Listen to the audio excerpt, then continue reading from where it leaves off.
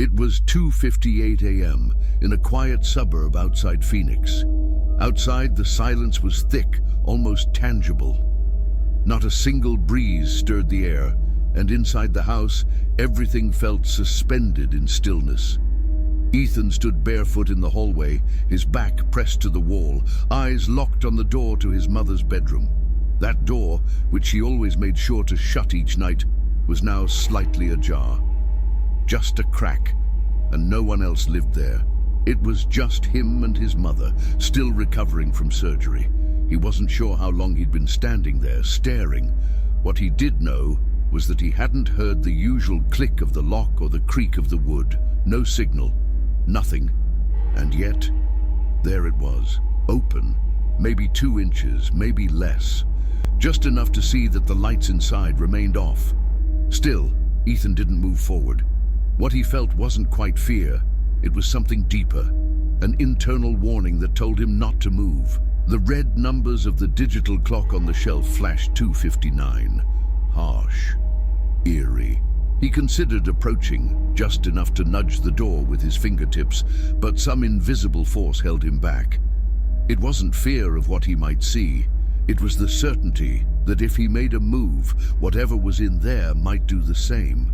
He tried to recall whether his mother had gotten up. Unlikely. Since her operation, she could barely walk across the room, and she never left without telling him. Especially not at this hour. So then, who or what had opened that door? A bead of cold sweat rolled down his spine. His breathing slowed, cautious. Even the tiniest sound felt deafening. The silence in that house wasn't natural. It was thick, consuming, like it swallowed every thought before it could be finished. That's when he felt it. Something watching him, not from inside the room, but from somewhere just beyond the doorway. A presence so vivid, he was sure that if he spoke aloud, someone, something would answer. But he didn't speak. He stayed frozen, as if the smallest motion might set off something irreversible. That night, Ethan didn't sleep. He sat on the hallway floor, right across from his mother's door, back against the wall, phone in hand. The door remained slightly open, just like that. Until dawn, he never closed it, never dared to go inside. He just sat there, listening, waiting, wondering if he was losing his mind or if something else had entered that home. If you're someone who lives for stories like this, subscribe, tap the bell, and tell us in the comments about your scariest experience. Because what Ethan went through was just beginning, and that night he knew it. Something unseen was already there, dangerously close. 2 weeks before that early morning, when he couldn't bring himself to touch the door, Ethan had arrived at his mother's house to help during her recovery. She'd recently had surgery and needed someone around. Since his father passed away a few months prior, the house had become still, heavy, like something essential had vanished from the air. It wasn't an unfamiliar place. He grew up there. He knew every creak in the floorboards, every corner shadow. But that familiarity didn't stop the discomfort he felt the first night. As soon as he lay down, he couldn't settle. He tossed and turned, his eyes drifting repeatedly toward the closed door. It wasn't exactly fear, more like a nagging discomfort, an unshakable sense that something was off, though he couldn't say what. He chalked it up to stress, to exhaustion, to the absence of his father. But what disturbed him most was the silence. It wasn't the silence he remembered. This was thicker, still, suffocating. That first night, just before sleep took him, he thought he heard a faint swish, like fabric brushing against the floor. He dismissed it, but he heard it. The following days followed a simple rhythm, helping his mother, cooking, tidying up. She improved slowly, though she never left her room unaided. Sometimes they talked, but most of the time Ethan kept to himself, reading, scrolling through videos on his phone. The second night, he had the first dream. He saw himself from above, lying in bed, utterly still. The room was exactly as it was in real life. The dim hallway light filtered in under the door. But the strange part was this. He was standing in the room too, watching himself. And at the same time, he heard someone turning the doorknob, slowly, deliberately. No rush. In the dream, he tried to move, to turn, to see, but he couldn't. It felt like he was locked inside a stranger's body. Only when the sound stopped, when he sensed whatever was outside coming in, did he wake up. That night, he jolted awake with his heart racing. It was 3:01 a.m. The same time he'd wake up so many nights after, though he didn't know that yet. He didn't mention it to his mom, or anyone. Just a bad dream, he told himself, the work of a tired mind. But the next night, it happened again. The same dream, same sounds, same perspective, same result. He'd snap awake at 3:00 a.m., soaked in sweat, chest tight. He began wondering if he was just getting in his own head. Maybe his subconscious was acting out the grief or the strain of being back in a house that no longer felt like home. But deep down, he couldn't deny it any longer. This wasn't just a dream. It felt like a warning, a pattern that had only just begun. Sleep brought no peace. Every night as his eyes shut, he knew exactly what was coming. There was no surprise anymore. It was a ritual. He'd find himself standing in a corner of the room, watching his own sleeping body. The scene never changed. The backpack, the shoes, the glass half full on the nightstand, everything was exactly as it was before bed. And then, without fail, the sound would start. Faint at first, then clearer, the knob turning, the door groaning open, the shift in the air. Ethan, still in dream form, would try to turn, to look, but he never could. Something rooted him in place, like the floor had grown fingers around his ankles, like his bones refused to obey. He always woke at the same moment, when something had already crossed the threshold. At precisely 3 a.m., not 2:59, not 3:01, always on the dot, always with that icy sweat, always with that crushing weight in his chest. During the day, he tried to convince himself it was psychological, just pressure, grief, responsibility. But something in his gut told him otherwise. It was all too specific, too real. And the most disturbing part was that with each passing night, the feeling that someone else was in the house grew stronger. Someone who wasn't his mother. He tried to break the pattern. One night, he stayed up until 4 a.m., eyes wide open, soft music playing, on high alert. But at 2:58, the hallway light flickered, a subtle, almost imperceptible pulse, as if the electricity itself had flinched. Then came a cold gust of air. No windows open, no breeze. That was enough. He returned to the pattern. Sleeping was less terrifying than waiting awake. At least the dream had a beginning and an end. Reality was starting to feel far more dangerous. He began to notice things out of place. Items moved. The bathroom door cracked open when he remembered shutting it. A chair askew in the kitchen. Nothing dramatic, nothing that couldn't be explained. But when it happened again, and again, and again, it formed a pattern, as though someone else lived there, unseen, sharing the space.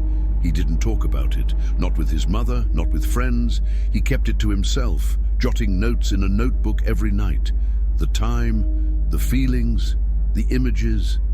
He didn't know exactly why.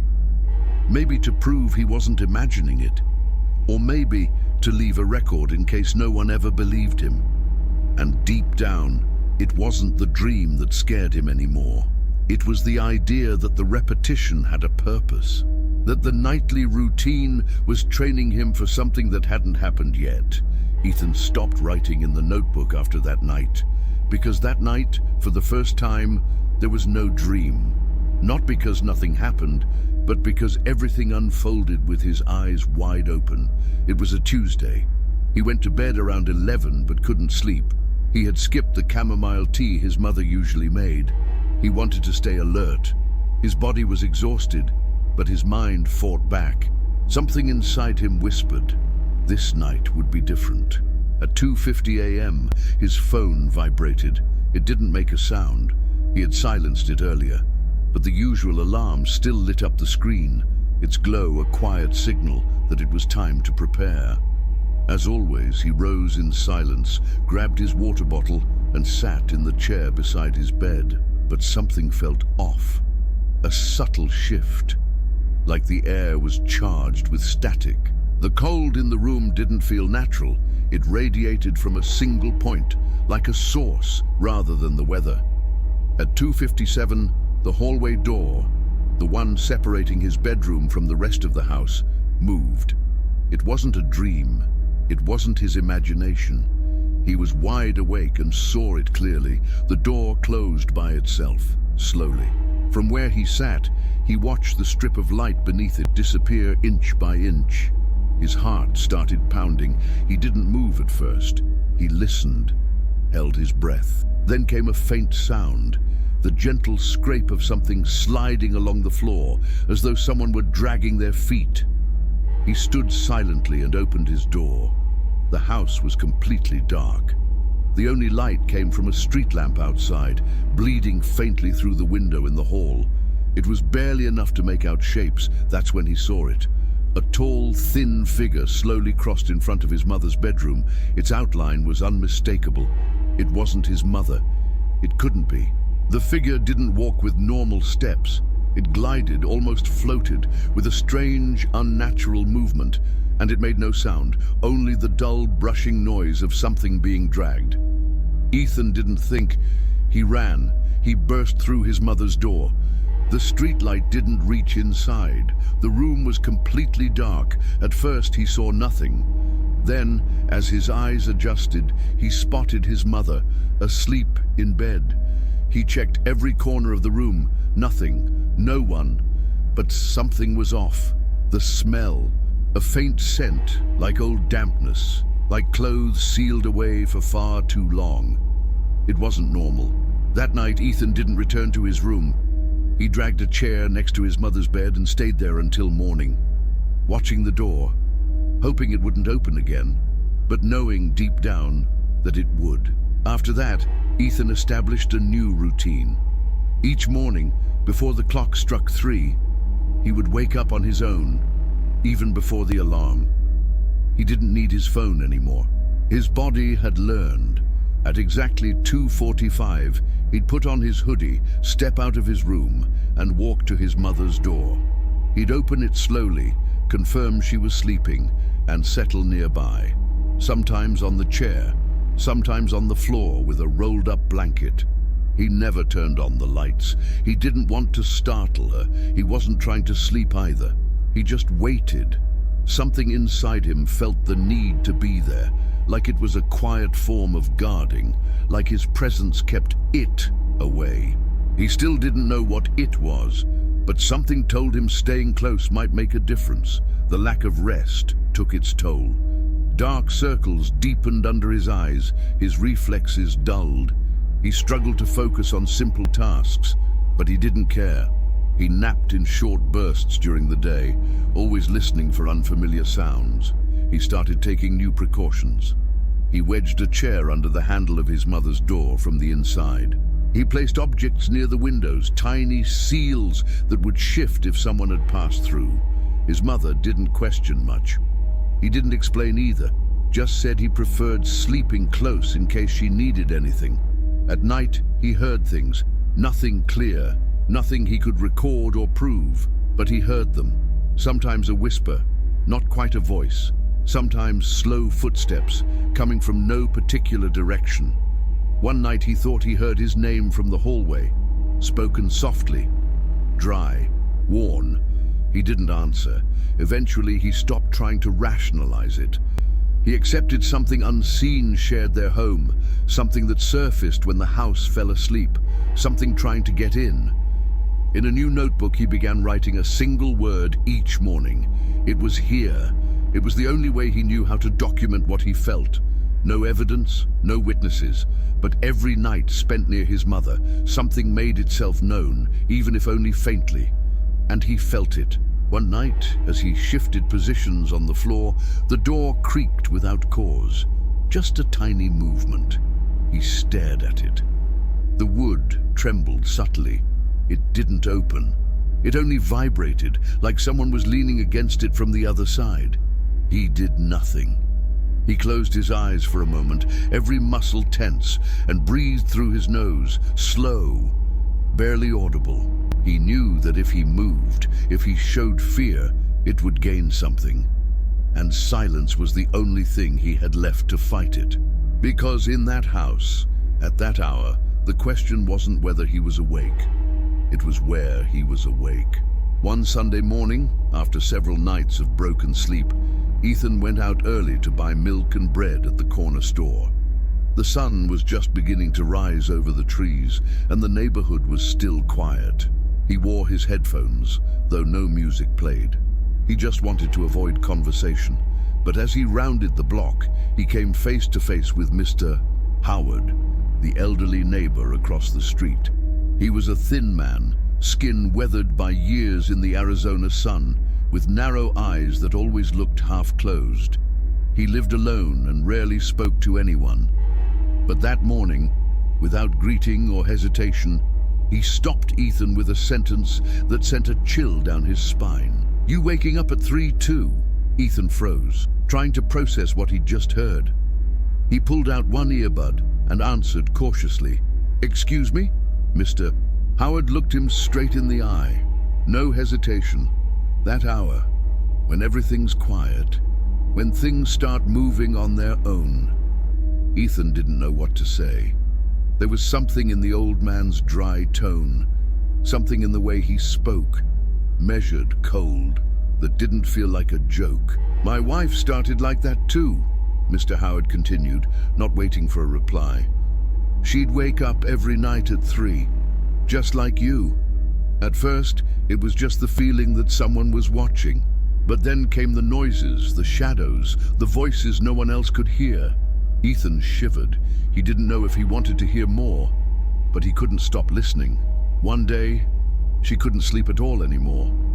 We lit candles, prayed, took her to church a few times at dawn. Didn't help, she just started fading, like something was draining her every night. Mr. Howard paused for a moment. Then, before turning and walking away, he added one final line. "You decide whether you face it or leave. But if you stay, don't be alone." And he left, just like that. Ethan stood still, clutching the paper bag in his hands. His heart raced. A strange mix of disbelief and dread settled in. How did that man know what he'd been going through? Was it just coincidence, or had he really meant every word?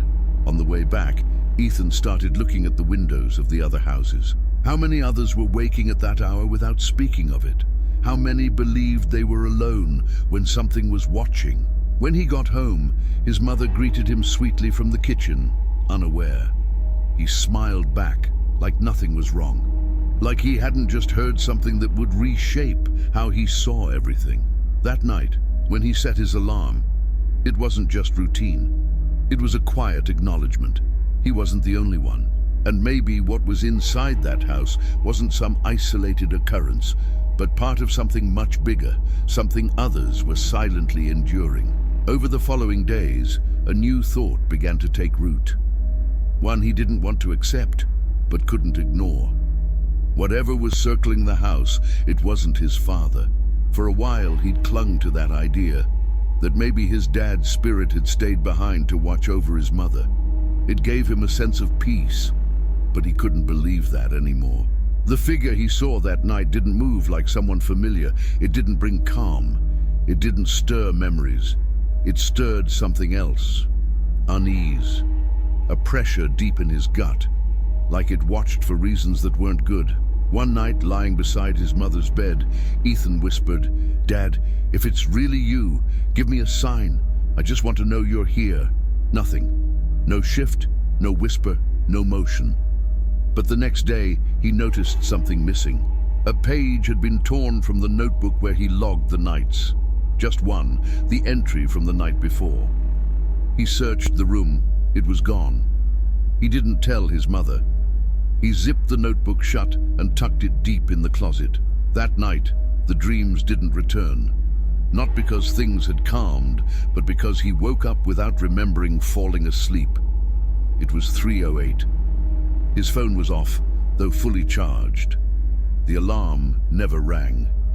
He didn't remember lying down. He didn't remember closing his eyes. That disturbed him deeply. He started wondering if he was losing time, whole minutes vanishing without explanation. He had no proof, but the feeling was undeniable. Like, at times, he wasn't entirely himself, like something else had taken over. He noticed other changes too. He was more irritable, withdrawn, distrustful, even of his own mother. Sometimes he'd watch her sleep and feel a strange, unspoken fear, as if maybe she wasn't entirely her anymore.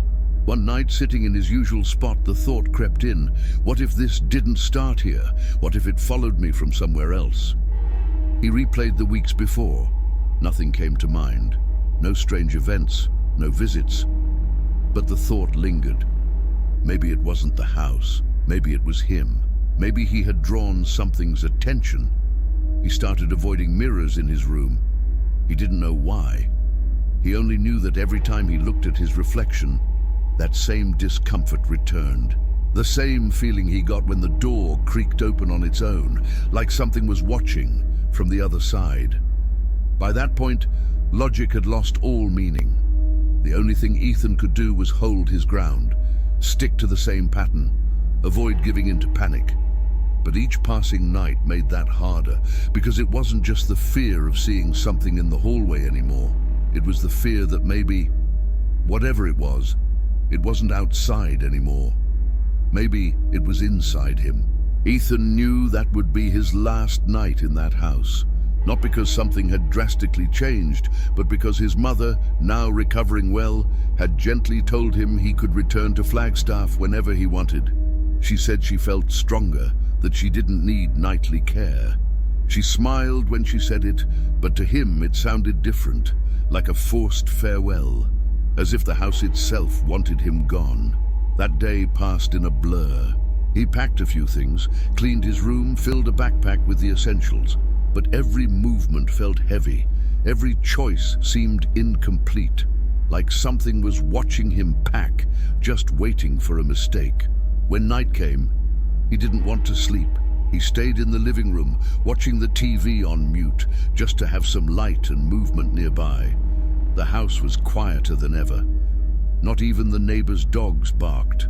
No crickets, nothing. Just him and the low hum of electricity in the ceiling bulbs.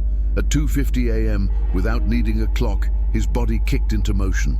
It was like an internal alarm. He turned off the TV, walked to his mother's room, and found her fast asleep. Her breathing was soft, peaceful. He gently brushed her hair, and for the first time in days, he felt a flicker of peace. He sat by the door, just like every other night. No lights, no phone. He just waited. He knew something was coming. No intuition this time, just certainty. At 2:57, the hallway door began to open, slowly, soundlessly, as if an unseen hand pushed it with care. Ethan didn't flinch. He wasn't afraid anymore. What he felt was closer to resignation. The door opened all the way, and there it was. The tall, skeletal figure, impossibly thin, standing in the frame. It had no face. Its head was smooth, covered by a pale cloth, like a sheet that had never been washed. It didn't move. It just stood there, watching him without eyes. It was impossible to tell how long it lasted, a second or several minutes. Ethan barely breathed. And then he understood. This thing hadn't come to take him. It had never needed to come in, because it had never left. It had always been there, waiting. Ethan didn't scream. He didn't cry. He just closed his eyes. The figure remained still. When he opened them again, the door was closed. No sound, no footsteps, but he knew. He wasn't alone anymore. That was the last night he ever slept in that house. At dawn, with sunlight filtering through the window, he stood, hugged his mother, and told her he'd be back soon. She nodded, unaware of anything strange. Ethan didn't look back when he left. He didn't need to. Whatever had been in that house didn't need to show itself anymore. It had already revealed everything. He returned to Flagstaff on an ordinary morning, as if nothing had happened. He carried only a small backpack, leaving most of his things behind. As he stepped off the bus, he felt, for a moment, like he could breathe again. The air was different. The streets were loud, the people distant, and for the first time in weeks, he felt grateful for that. But the peace didn't last. In those first nights, he tried to return to normal. He locked his bedroom door, set his alarm for 7 a.m., watched TV late, left a light on in the bathroom. But always, without fail, he woke at 3 a.m., not startled, not from a dream, just awake. It was as if his body had been programmed, as if something inside whispered, "It's time." At first, he thought it was a conditioned reflex, something his body had learned and needed to unlearn. But with time, he realized it wasn't just the timing, it was the atmosphere. At that hour, the air thickened, the silence deepened. Everything felt expectant. He never saw the figure again, never heard footsteps. But the presence remained, silent, folded into the shadows. He avoided the topic, even with close friends. He didn't want to seem paranoid.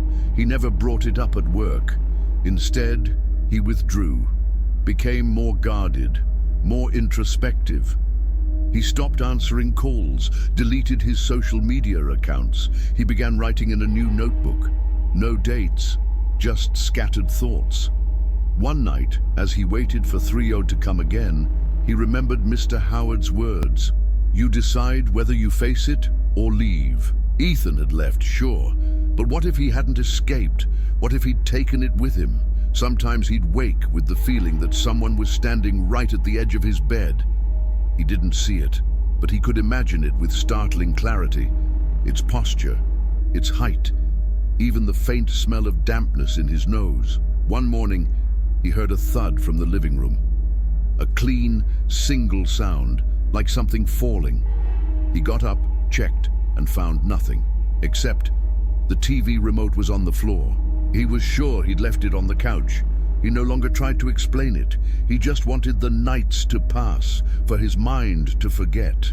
But it never did. Deep down, he knew. Some things go unnamed because there's no language for them, and because speaking them aloud might give them power.